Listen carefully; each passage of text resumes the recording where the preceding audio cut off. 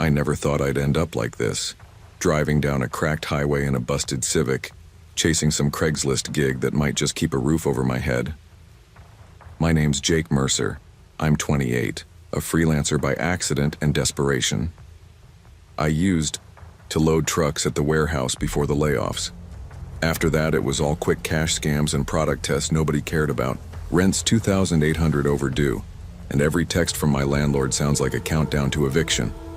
Lena's with me, my best friend since high school. She's working bartending shifts at a dive downtown, her thrift store denim, jacket zipped halfway because the zipper's broken. Her asthma's acting up and her inhaler's nearly empty.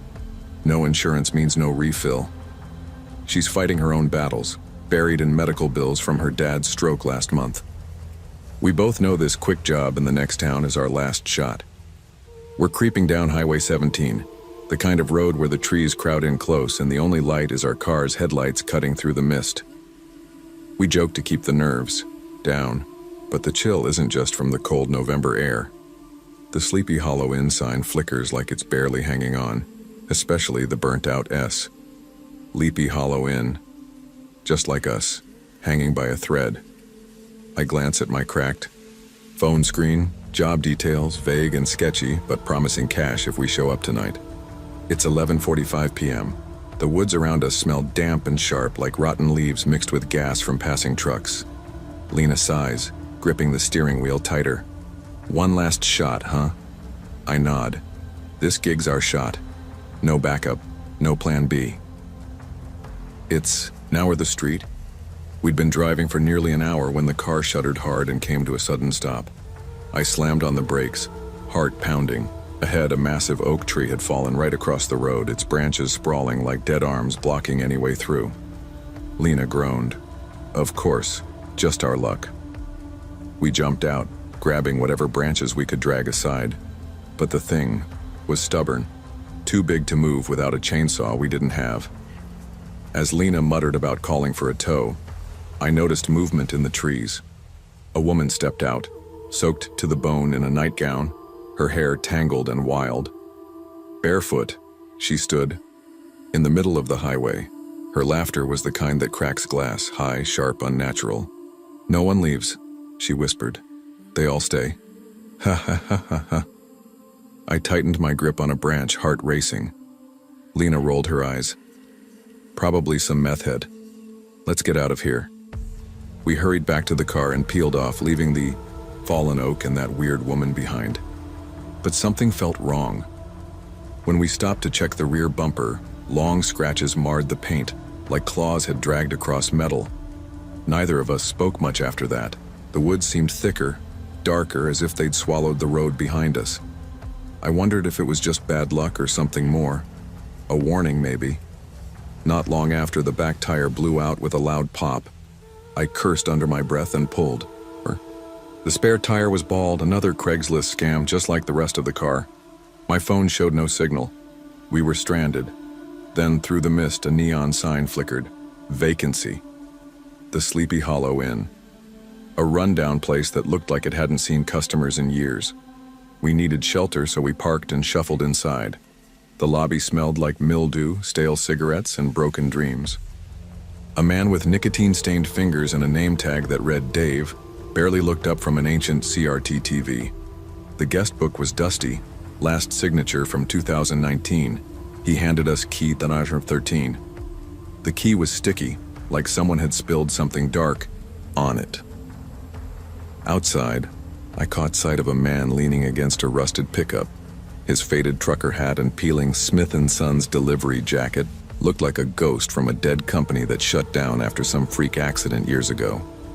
His left eye twitched nonstop. Behind him, that barefoot woman from the road stood grinning like she belonged there. Something about this place didn't sit right. But with no other options, we took the room.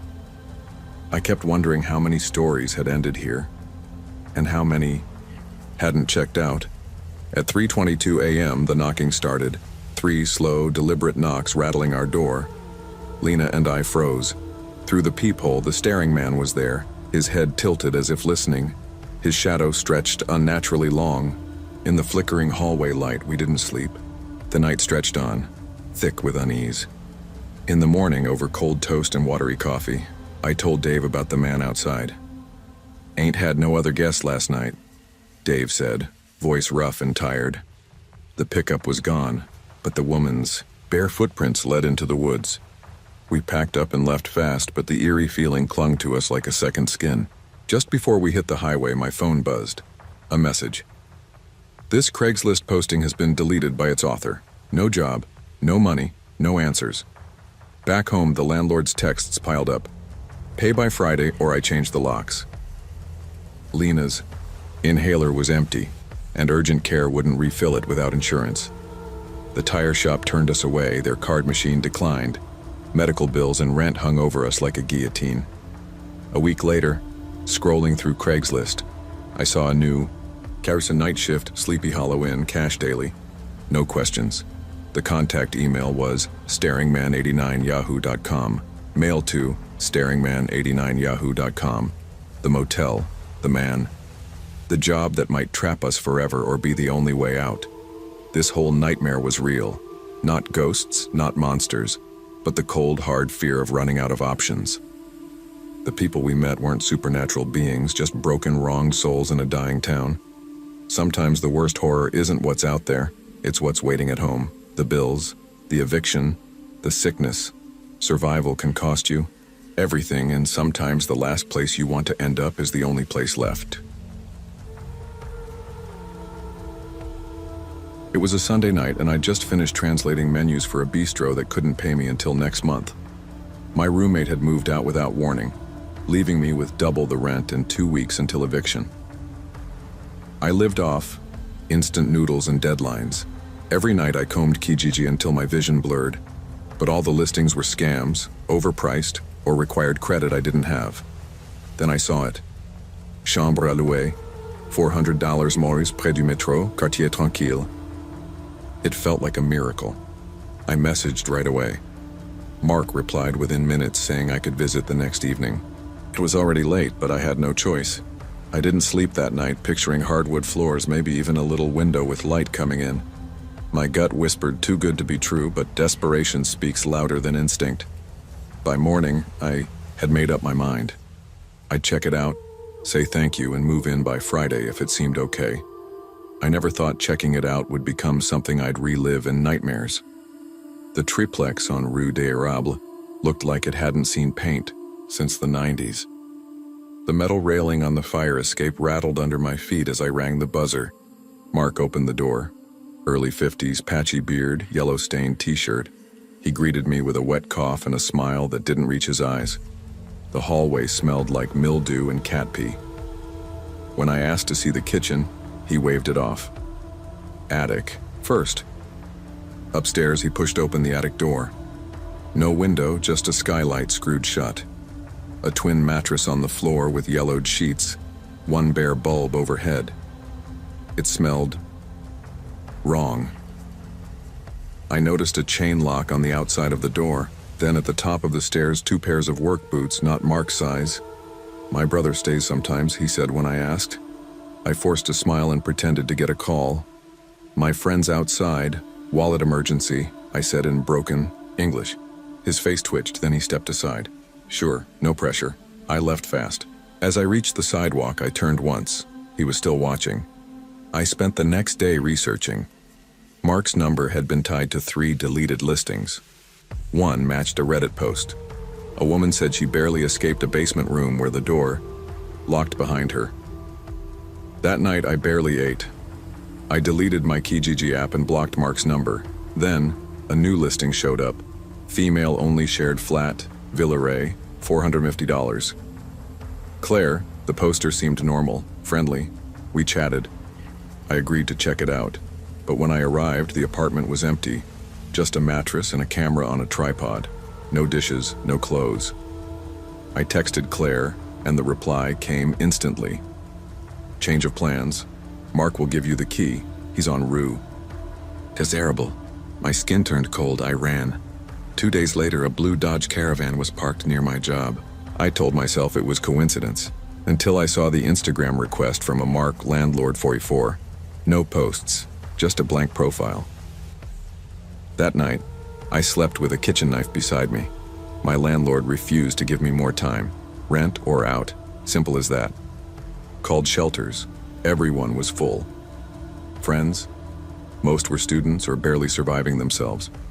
I told my coworker, Aisha, everything. She didn't hesitate. Stay on my couch. Tonight. I packed that evening. Around 10 p.m., I heard 3 slow knocks on my door. I froze. At the peephole mark, holding a folder. A lease inside. I dialed 911 with shaking hands. By the time they arrived, he was gone, but the officer shrugged. Without proof, we can't do much. Just don't open the door next time. Later, I noticed fresh scratches around my deadbolt, like someone had tried something. That night, I left everything and fled to Aisha's. I never went back. I sleep better now, though every bump outside still makes my heart jump. I carry pepper spray in my tote, and I haven't opened Kijiji in weeks. Mark's listings are gone, but so are the police reports. No follow-up, just silence. Sometimes I wonder if someone took that attic room after me. Maybe she didn't get the chance to lie about a forgotten wallet. Maybe she didn't make it to the stairs. If it's too cheap, there's a reason. When housing becomes desperation, predators thrive. Trust your instincts. One bad listing can cost more than your rent. It can cost your life. Detroit's Delray neighborhood isn't on any postcards. The buildings lean like tired old men. Windows boarded, bricks eaten by time and rain. You don't move here, you get stuck here. I was 22, juggling a full load at community college, and working night shifts at a greasy spoon off I-75. My mom's diabetes had gotten worse after she lost her Medicaid coverage. The insulin she needed ran about $48 a vial. We had 2 days left of her last dose. I stared at the 32-inch Samsung in our living room, the only thing not secondhand or cracked. Bought it on clearance 2 years ago with my tips. I posted it on Craigslist. 32. Samsung Smart TV, $50, works perfect, need gone today. The reply came fast. I'll take it. Meet at Motor City Inn, RM 217, cash. I paused. The Motor City Inn was the kind of place where you didn't make eye contact. My coworker Darnell got his jaw broken there for his wallet. But insulin doesn't wait, and my dad wasn't going to help. He hadn't left the couch since the GM. Plant closed. Just sat there in a stained tank top watching old Spanish game shows with the pistol he kept under the cushion. I grabbed the TV, tossed it in a laundry cart, and texted the buyer I'd be there in 30. As I rolled it out, Eli was in the hallway, fiddling with the brake line on someone's busted scooter. He looked up, nodded. Selling it? He asked. Need the cash, I said. He didn't press. Just pulled something from his pocket, an origami crane made from a diner receipt. I took it without smiling. Outside, it was already dark. November in Detroit doesn't waste time. The cold bit through my hoodie as I pushed the cart down the sidewalk, pretending not to hear the fireworks, gunshots off in the distance.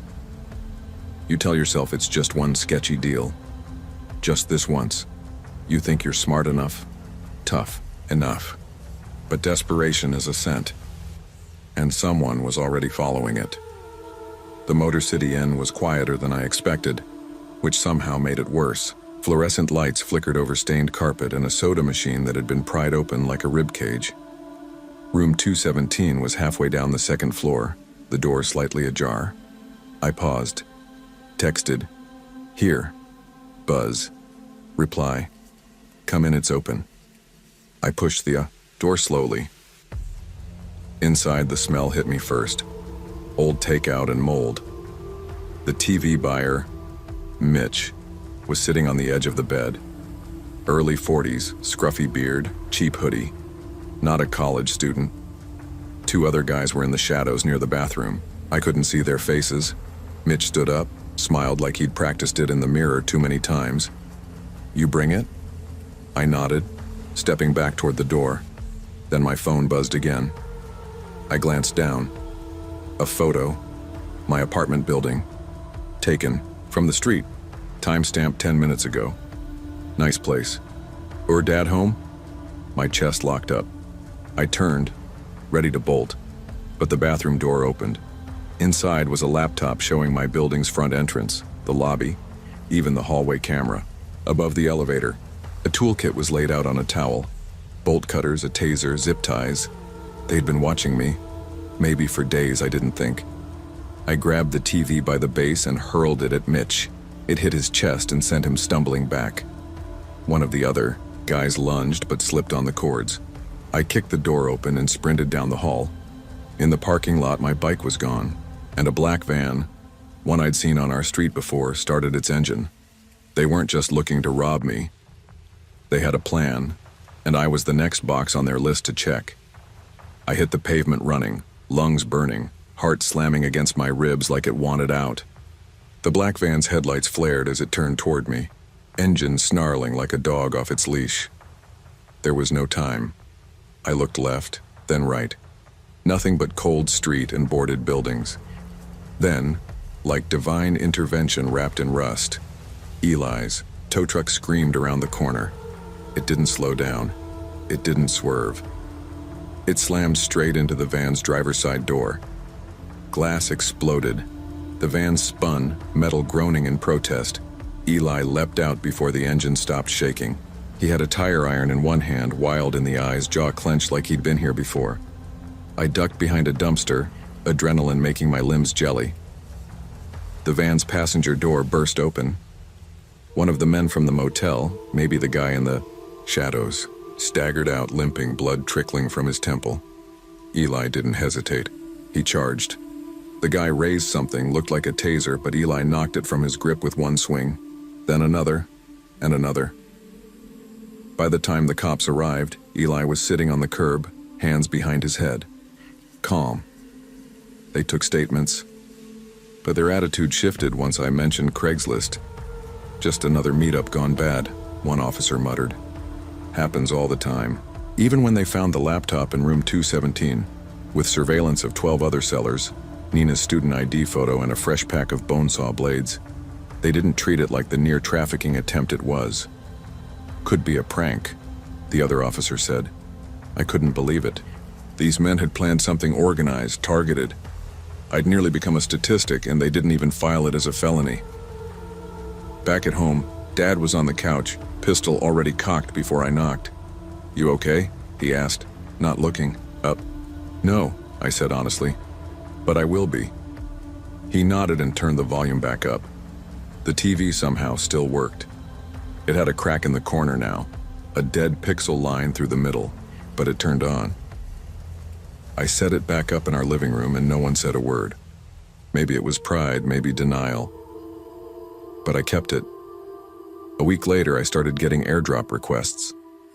They came at random, on the bus, in the diner, outside the community, college library. From Mitch photo, my street, my window, a hallway in my building. I turned off Bluetooth, started taking new routes home. Eli helped me search for trackers on my bike, under my backpack, even in the seams of my jacket. We didn't find anything, but the feeling never left. The police said there was nothing they could do unless a law was broken. I asked them how many laws it took to matter. No one had an answer. Eli changed after that night too. I caught him flinching during fireworks, or zoning out if someone dropped a tray at the diner. Sometimes, his hand would clench around nothing, like gripping a ghost. I started walking up the 9 flights to our apartment, just to avoid the elevator's camera. Eli began walking with me, always saying he had to check my brakes anyway. Sometimes we'd talk about stupid things, bike grease, old war movies, his time fixing Humvees in Fallujah. He never brought up the motel. I never asked what else he saw in the van. But I noticed now, his hands lingered when he passed me tools. His shoulder brushed mine in the dark stairwell, and neither of us moved away. The world hadn't gotten safer, but maybe, just maybe, we weren't facing it alone anymore. Winter came fast. Snow powdered the broken sidewalks like powdered sugar over a bad memory. The glow of the cracked TV painted our living room blue at night. Mom was rationing insulin. Still, half doses, sometimes skipping days when she felt okay. I hated that I knew the price of a vial by heart.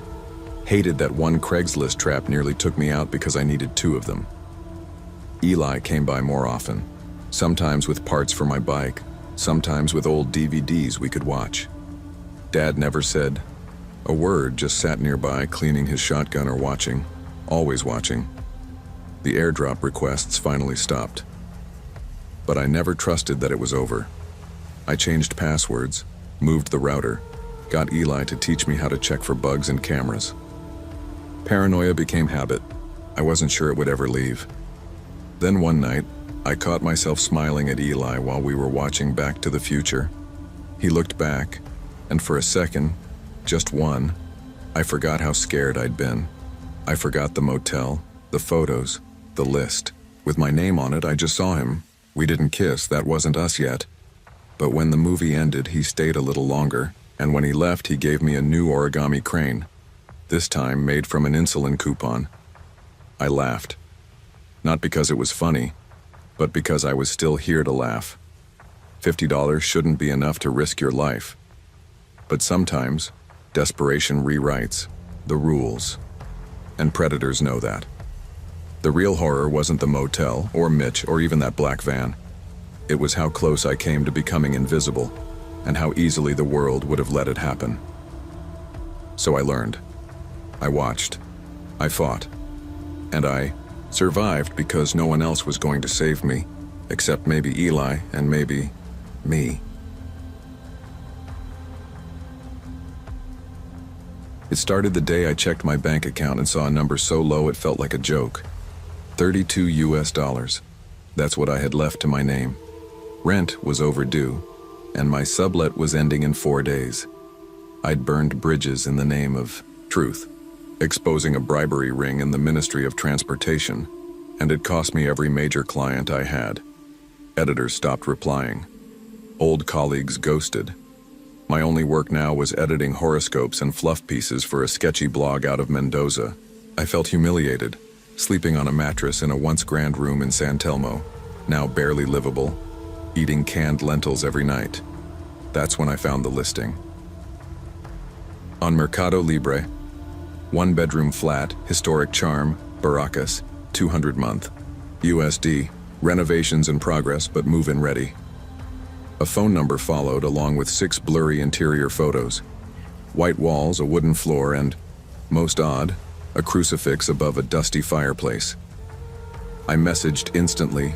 Hector Villegas called me 2 hours later. His voice was sandpaper, the kind that smoked through for decades. He insisted we meet in person, at a cafe in Constitution of all places. Safety, he said. I didn't like it. But desperate people don't get to be picky, especially blacklisted ones. We met at a greasy cafe near the Constitucion train station. I arrived early, stomach growling, and drank tap water while pretending to review notes on my busted laptop.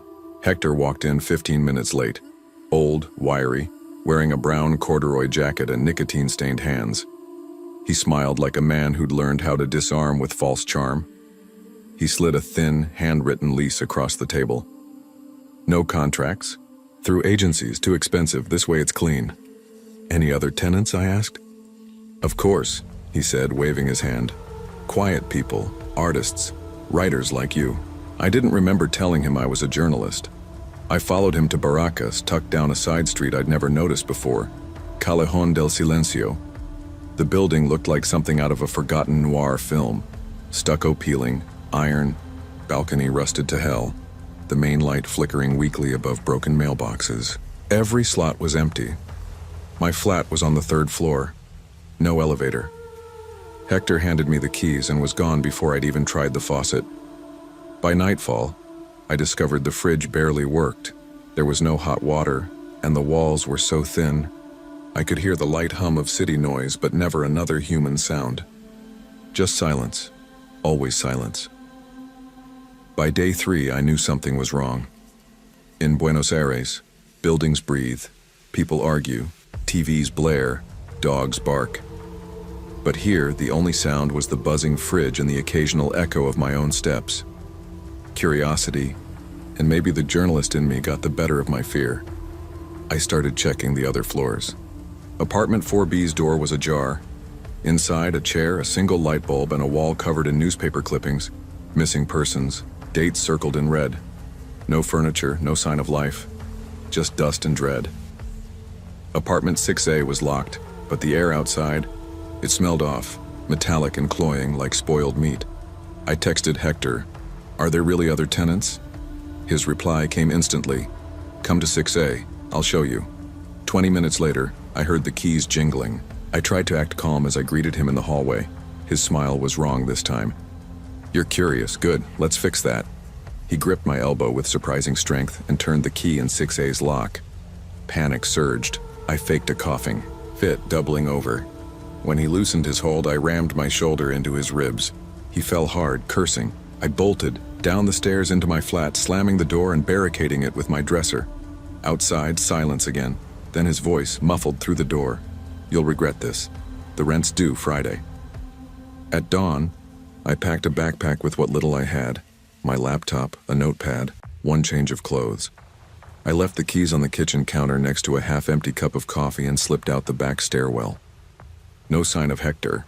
No sign of anyone. I took refuge in a 24-hour laundromat off Avenida Independencia. I stayed there for 2 nights, paying for small loads of clothes I didn't have just to justify my presence. I pawned my camera, my last valuable possession, to buy bus fare and food. At a cyber cafe, I searched Hector Villegas. The internet turned up what I feared. 3 separate unsolved disappearances, each tied to properties he once owned. All victims were men between 25 and 35. All were renting short-term. I filed a report with the local police. The officer didn't even blink. "You signed the lease," he said, shrugging. "It's a civil matter." I moved to Cordoba the next week, sleeping on the floor of a friend's cousin's apartment. But even there, I never shook the feeling of being watched. Once, parked, across the street, a 1998 Fiat Duna. Same color as Hector's. Coincidence?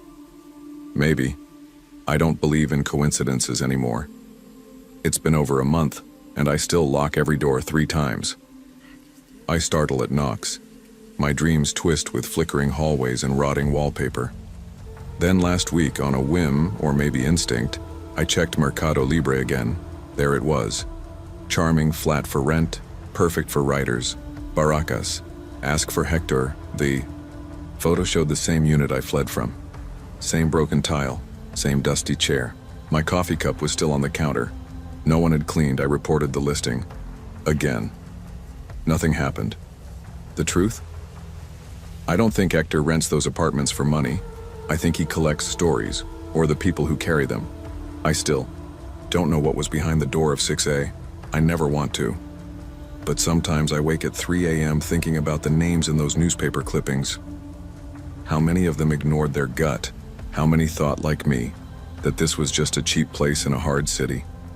Poverty makes you vulnerable, but desperation makes you blind. When something feels wrong, too quiet, too empty, too easy, it probably is. The rent may be cheap, but the cost? That's something you don't pay with money.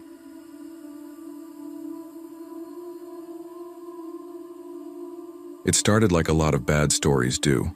Broke, half awake, and scrolling Craigslist at 3:47 in the damn morning.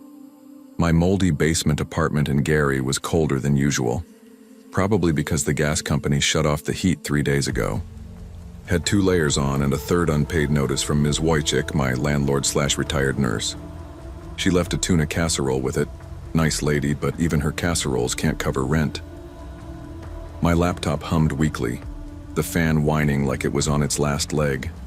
I clicked into Gigs General Labor, and there it was, $100 for 3 words, immediate payment. Sounded like a scam. Hell, most things do. But my stomach growled and I hadn't eaten since yesterday's gas station hot dog. Curiosity beat caution. The instructions were simple. Text this number. I see you. Screenshot the reply. Get paid. I texted it from my cracked phone. 10 seconds later, buzz. Now we both see. Want to see more? $500. PayPal dinged. 100. Real money. Should have stopped there, I didn't. The next email came less than an hour later. Bone Collector 42 sent me photos. Rows of antique surgical tools, scalpels, and bone saws with yellowing tags from eBay auctions. I stared at them too long, like they might blink. Attached was a PDF. Rambling nonsense about liberation through amputation and some half-baked theory that pain frees the soul. Real edge of the DSM stuff, I almost laughed. Then came the final line. Film the procedure, $1,000, Royal Inn Motel, room 212, midnight. I should have blocked him, should have deleted the emails, but my power had been cut that morning. Truck, transmissions fried. I got $20 to my name and a fridge that hums but doesn't cool. I called Marisol, my last friend from the warehouse. She didn't pick up. 5 hours later, I was in my Silverado rattling down I-90 toward a motel that hadn't had a working vacancy sign since the Obama years. I was shaking, yeah, but not from fear, from hope. That was the scariest part. The Royal Inn sat behind a shuttered truck stop like it was hiding. One flickering streetlight lit the lot. The front office was locked, but a room key sat on the counter. It read 212.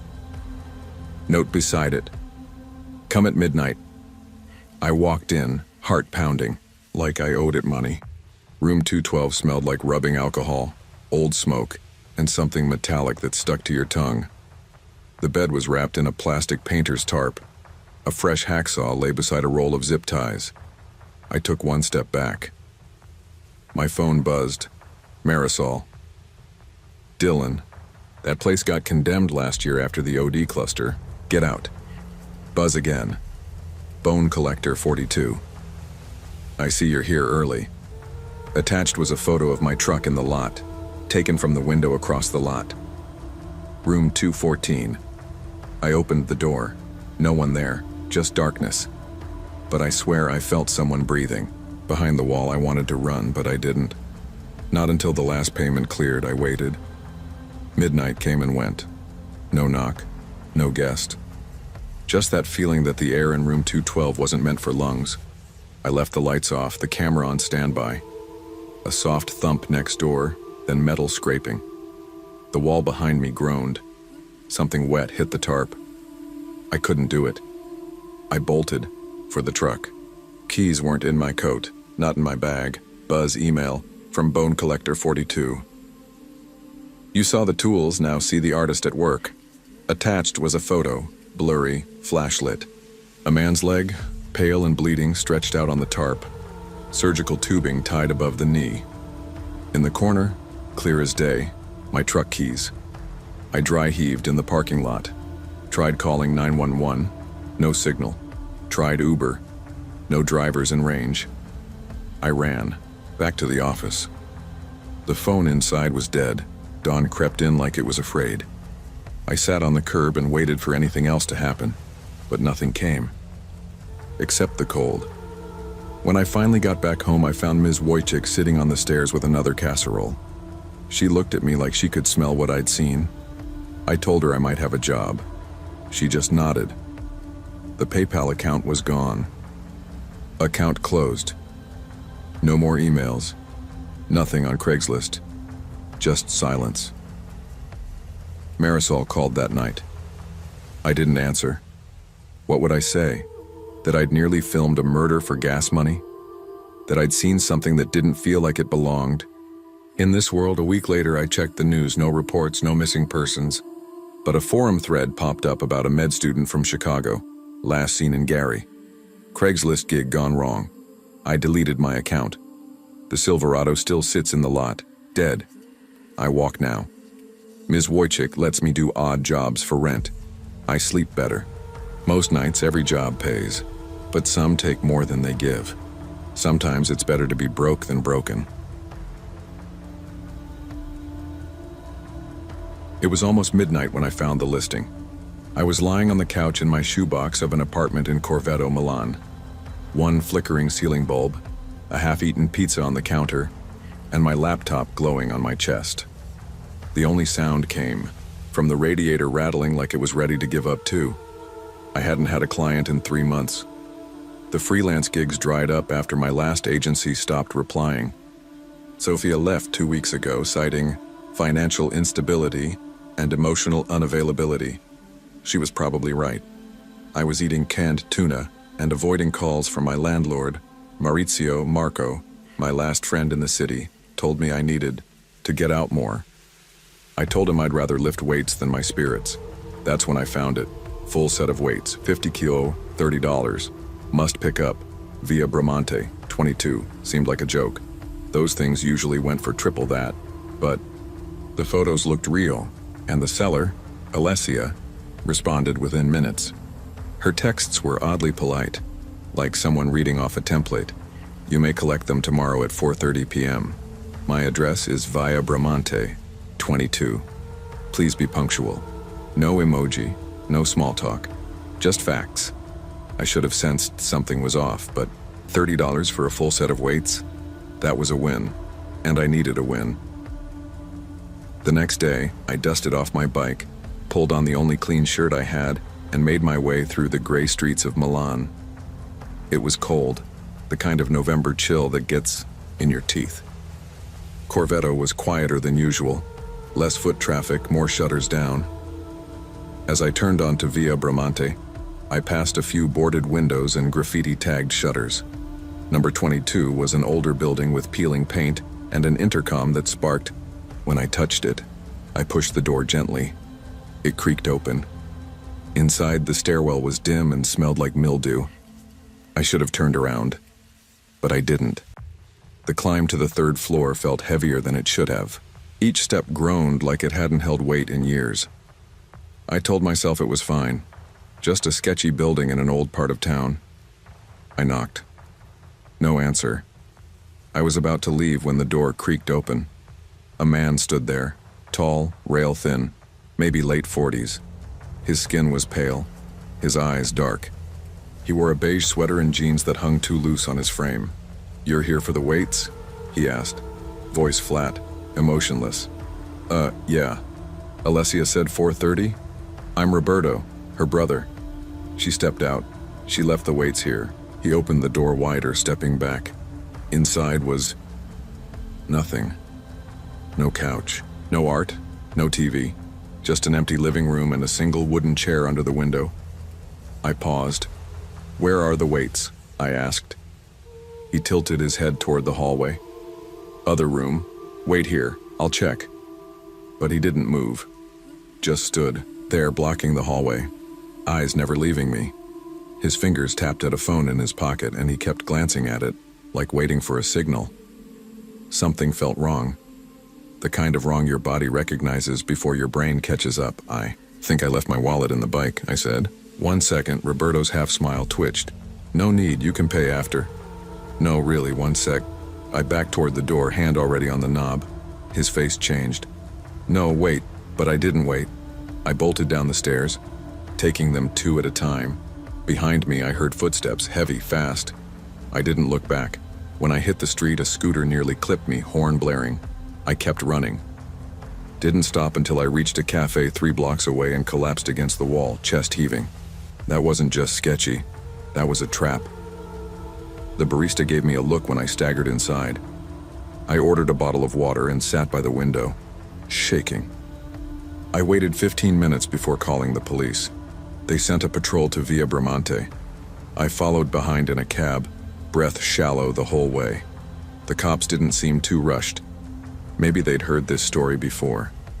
When we arrived, the building looked even more abandoned than it had an hour earlier, the door now fully shut, locked. The officers forced it open. The stairwell still stank of mold. 3rd floor, apartment 3B, door ajar. The same single chair sat in the middle of the room, but Roberto was gone. No weights, no signs of anyone living there. The officers did a quick sweep. One of them knocked on a neighbor's door. No answer.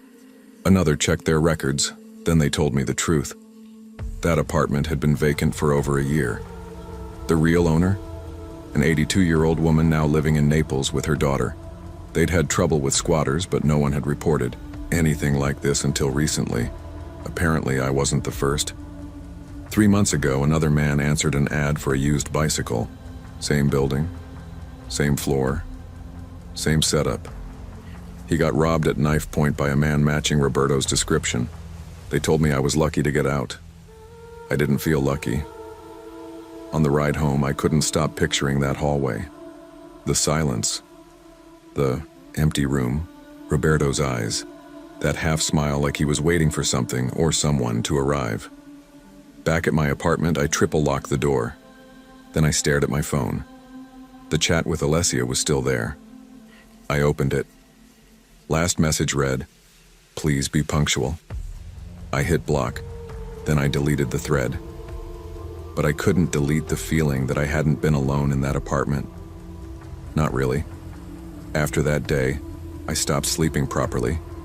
Every sound outside felt too loud. Every shadow in my apartment seemed to stretch longer than it should. I started checking the peephole 5 times a night. I tried to move on. I really did. Marco came by, brought beers, told me I needed to let it go. "You're lucky nothing happened," he said. "Forget the creep." But I couldn't. I started second-guessing everything. Subito, it ads, sketchy, door buzzes I didn't recognize, ignored. I even stopped answering calls unless the number was saved in my phone. My landlord Maurizio wasn't so understanding. I'd missed 2 rent payments. He slipped a notice under the door. 30 days to vacate unless paid in full. Job offers were non-existent. I barely had the motivation to open my laptop. My portfolio felt like a joke. Then came the dreams. I'd be standing in that apartment again, staring at the hallway, and Roberto would be there, smiling, waiting. But every time someone else would appear behind him, a second figure just out of sight. Sometimes Alessia's voice whispered from the next room, "You're late." I tried to shake it off, but then exactly 1 week later, I got another message. Same number. "Sorry about last time. Roberto can be strange. The weights are still available if you want them. Half price?" I stared at it for a full minute, then I blocked it again. That night, I barely slept. Around 2:13 a.m., I heard it, a soft knock at the door. 1, 2. Then, silence. I didn't move, I just listened. After a minute, my phone buzzed. No message, just a missed call. The name said, "Unknown." I sat on the floor with my back against the front door, heart racing. I held a kitchen knife like it meant something, like it could stop whatever was out there. The hallway outside was silent now. No footsteps. No voices. Just the distant hum of the city at night. Trams on rusted tracks, a siren far off, the low murmur of someone's TV through the walls. I didn't sleep. I waited for the sun to rise. When it finally did, I peeled myself off the floor and checked the peephole. Nothing. No one. I opened the door slowly, half expecting someone to be standing there. But the hallway was empty, except for one thing. Folded piece of paper on the doormat.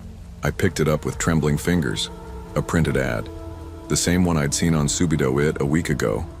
50 kilos weights, $30, must pick up, via Bramante, 22. In the corner, handwritten in neat cursive. Still, available. That was the final straw. I packed my things that afternoon, what little I had, and left Corvetto. Crashed on Marco's couch until I could move out of Milan completely. I changed numbers, killed my Subito account, got a part-time job designing restaurant menus in Bergamo.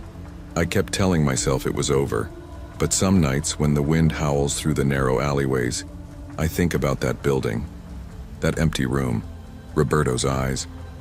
I wonder if he ever found someone who didn't run. And then I remember what the cops said. I was lucky. Not all online deals are too good to be true. Some are just traps waiting for someone desperate enough to walk in. I almost did. Don't make the same mistake.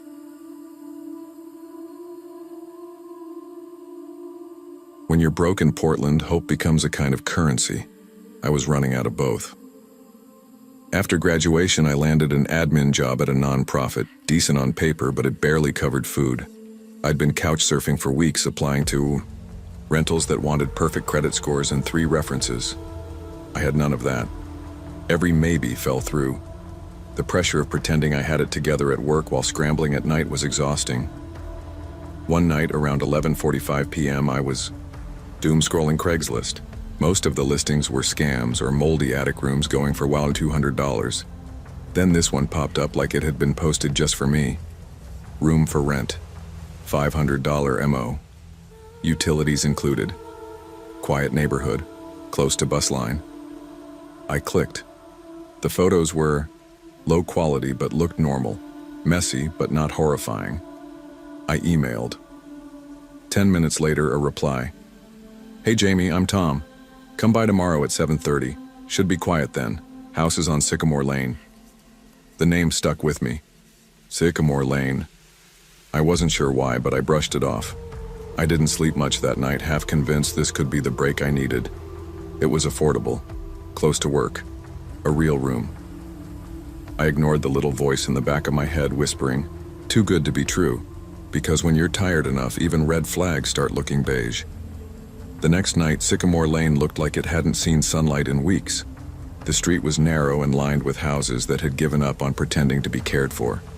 Faded paint, sagging porches, and one flickering street lamp. Tom answered the door right on time. Late 40s, messy hair, baggy jeans, and a cigarette tucked behind his ear like it lived there. He smiled too wide. Jamie, right? Come on in. The smell hit me first. Mildew mixed with old smoke and something like wet dog. The living room was cluttered with wrappers and old mail. A stack of empty energy drink cans teetered like a sad sculpture on the coffee table. He talked the whole time. Nervous laughter. Random jokes that didn't land. Cozy, right? He said, guiding me down narrow stairs into the basement.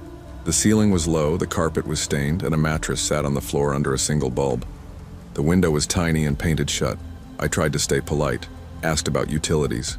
He waved it off. But I noticed things. No lock on the door, and another pair of shoes by the couch upstairs, too small to be his. Just my buddy, he said too quickly. Crashes here sometimes. My chest tightened. I smiled and said I'd think about it. Tom stepped in front of the staircase, still smiling. $450 if you say yes tonight. I faked a laugh. Need to check my budget. He paused, then stepped aside. Sure, no pressure. I left fast. Too fast. That night I barely breathed until I double-locked my friend's apartment door behind me. I texted my coworker Lexi about it, joking that I almost got Silence of the Lambs ad. But the joke didn't land.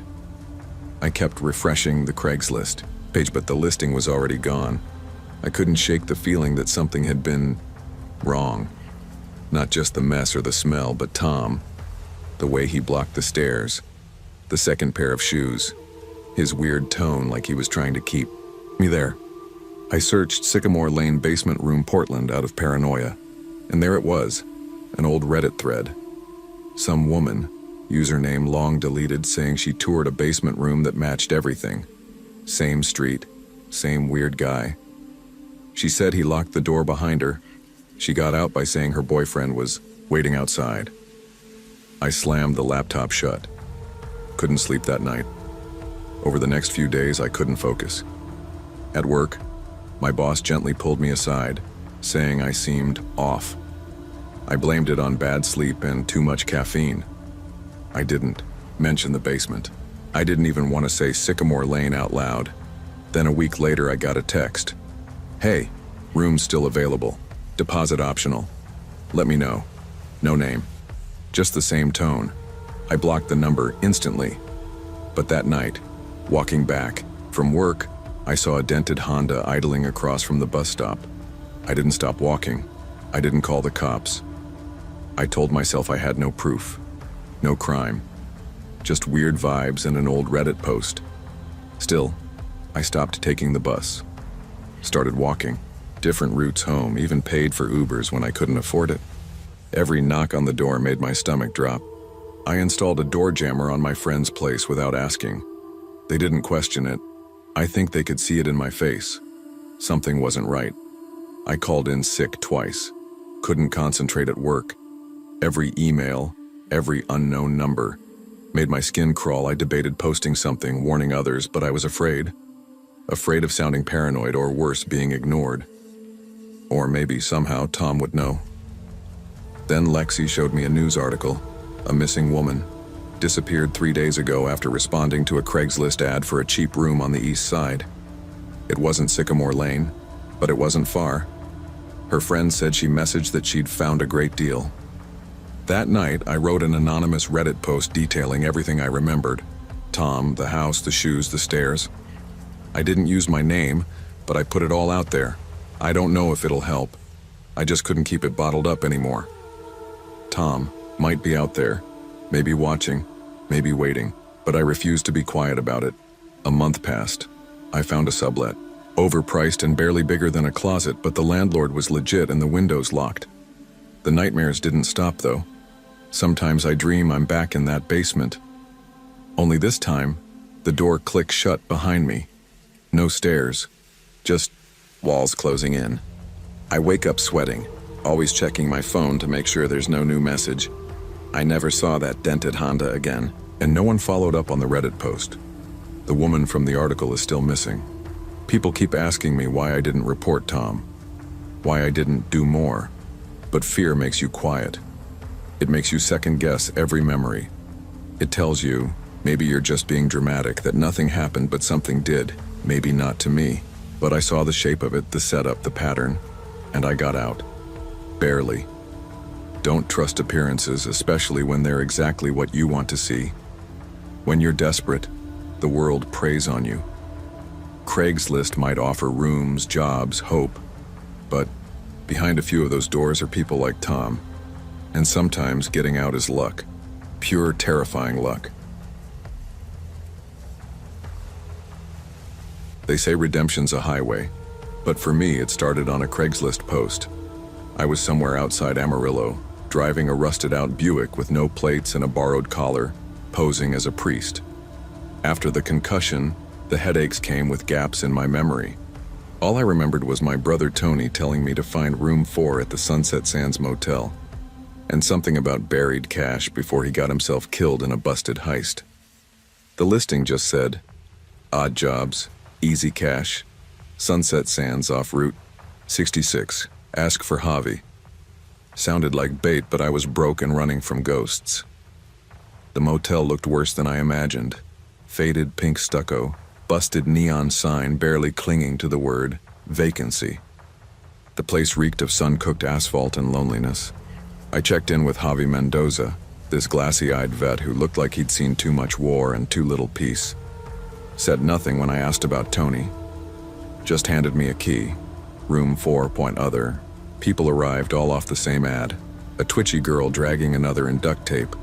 A smooth talker in a cheap blazer. A black woman with a voice like radio honey and eyes that didn't trust anyone. They picked their rooms too. All of us, strangers drawn to a ghost motel like flies on old meat. The only person watching us all? Javi, sipping from a bottle in the office, his eyes locked on dusty monitors. Whatever was happening here, it started long before we arrived. Tried to sleep that night, but the hum of the AC unit sounded more like a dying animal. Room 4 smelled like cigarettes and regret. The wallpaper peeled like it wanted to escape.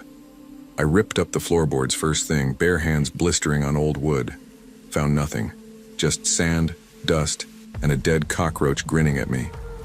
Maybe my memory was shot, or maybe Tony lied. Either way, I was losing it. Next door, I heard a woman scream. Darlene, I later learned, said some creep tried slipping something in her drink.